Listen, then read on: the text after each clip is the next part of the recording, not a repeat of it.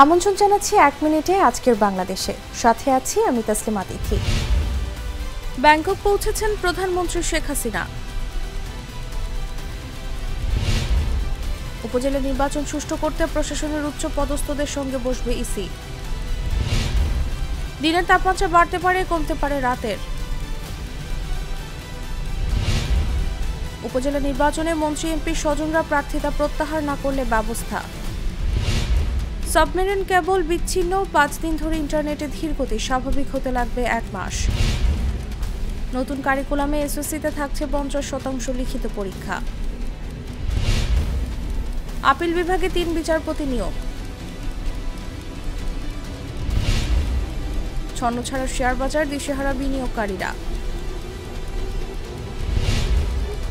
2 শিক্ষার্থী নিহত, তৃতীয় দিনের মতো সড়ক অবরোধ শিক্ষার্থীদের।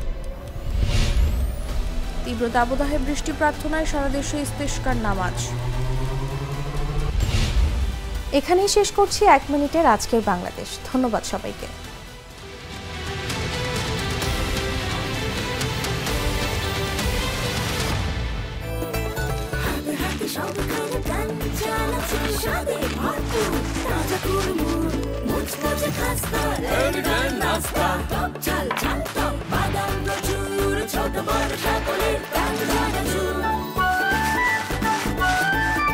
স্বাদে ভরপুর প্রাণ চানাচুর।